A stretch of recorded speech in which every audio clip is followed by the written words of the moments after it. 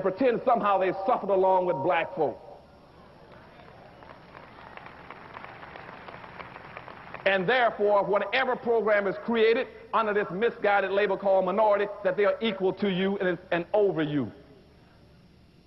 And we're going to deal with that whole concept of minority in a few minutes too. So that's the problem with the influx of immigrants.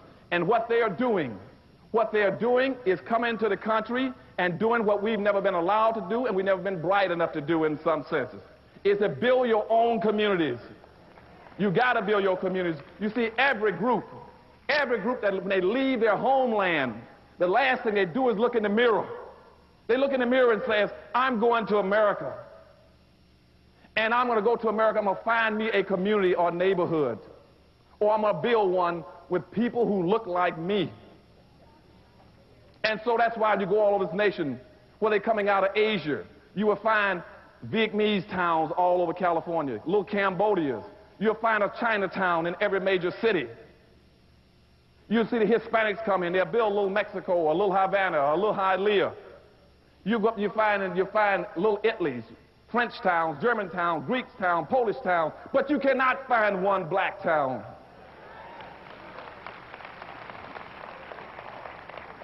And we are the only people that keep trying to integrate.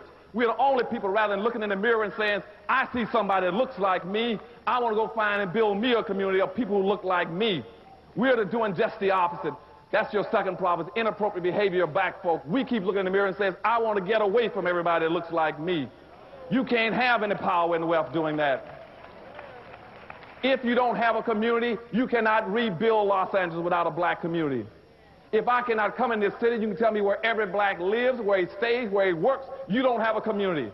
And all of you that want to go in business, don't waste your time. You cannot start a business and operate without a town or a community.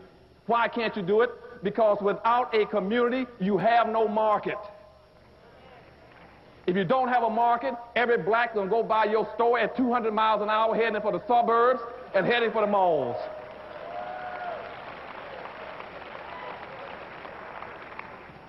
And that's why you got this major displacement of capital out of the black neighborhood. And I tell black folk, if you want to go in business today, don't do it. Give me the money. I need it.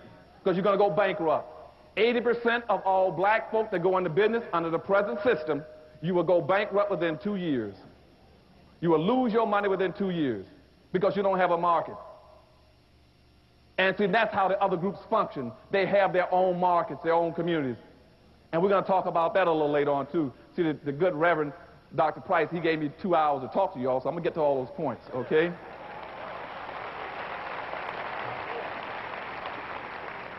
So we got major problems. That's the second thing, is dealing with this influx of immigrants.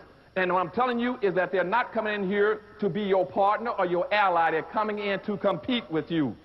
And your black organization and your black leadership in this country is afraid to teach black folk how to compete with all these other groups. And they're afraid because they keep trying to create allies with them. You cannot ally with anybody who's planning on supplanting you.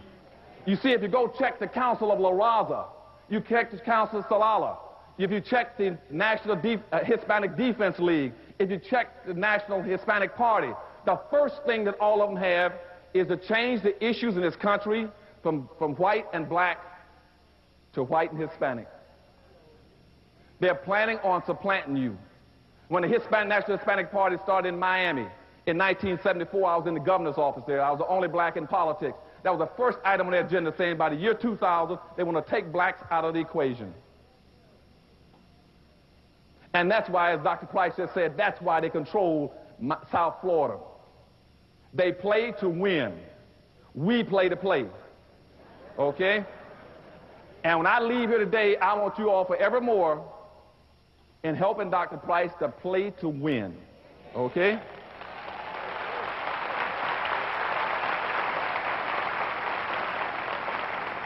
The third thing that's going to hurt us and push us into this underclass structure is technology. You got blacks running all over the country telling black folks, some people, well, what we're going to do, we can overcome racism, we get involved in technology. Won't happen. Technology has never been a friend and ally of black folk. It has always been our worst enemy. Why has it been?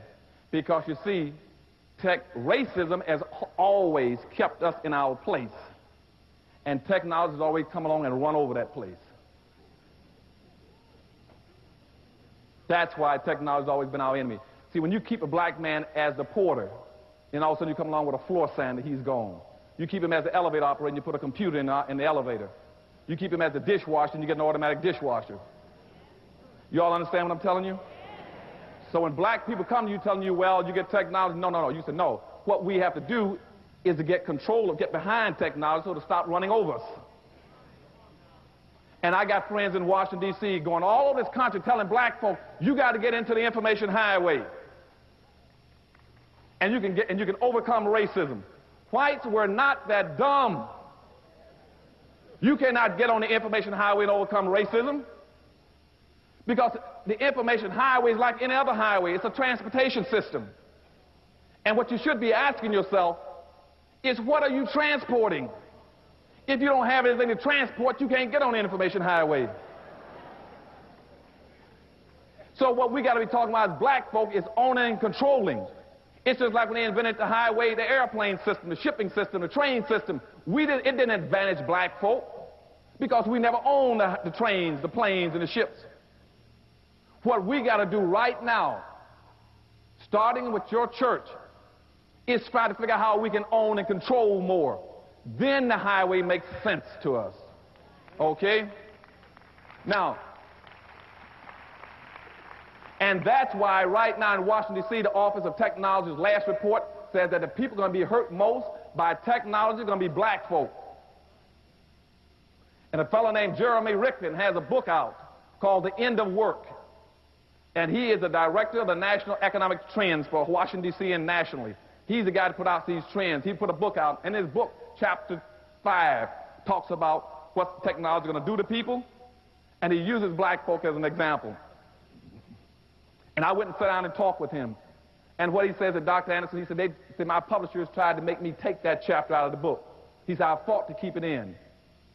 He said, because technology is going to kill black folk. And read that book, and that's what he's talking about. He says, because black folk don't have any control of technology. You don't own anything. And that's why we're getting ready to lose all our radio stations in this country. We're going to lose all of our television stations in this country. Because what's happening now, they've lifted the allocation cap, and now it's called social Darwinism, economic Darwinism. Whoever got the most money now can buy anything they want in technology. And so the few black stations we got in the United States now up for grabs.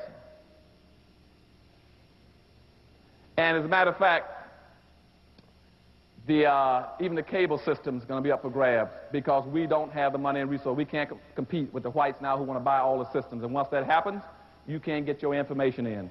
Now, that would not happen to organizations, to groups like the Hispanics. Because, see, the Hispanics got smart enough, they built communities. Then they took their language and they built a fence around their communities. They used their culture to protect their communities. Where is your culture in Los Angeles for black folk? Where is your fence? And we're going to talk about that later on. You are vulnerable. The fourth thing that's going to happen to you is that this whole contract with white America is not anti-liberalism. It is not anti-Democratic Party. It wasn't even anti-Clinton. What it was they were trying to answer a question that's been haunting white America for about 30-something years. And that is, what do you do with 36 million obsolete black folk? That's what the contract was for. And how they concluded that was, you see, they got 1,200 white think tanks in America. 1,200 white think tanks. You got one wholly owned black think tank, and that's the Harvest Institute I'm trying to run. They got 3,000 employees with a $500 million budget. I got a few volunteers. No staff, no money. Because you see, in this country, no blacks wants to give my black think tank any money to help our leaders to develop policy and public issues. And when I ask them for money, what they say is that we can't give you money. I said, why not? They said, what is your organization for? I said, to help black America. They said, who's going to benefit? I said, black folk. They said, who's going to work in it? I said, black folk. They said, ooh, too black. And the first thing that comes to my mind is, how can you be too black? What is too black? 10, 20, 30? What's too black?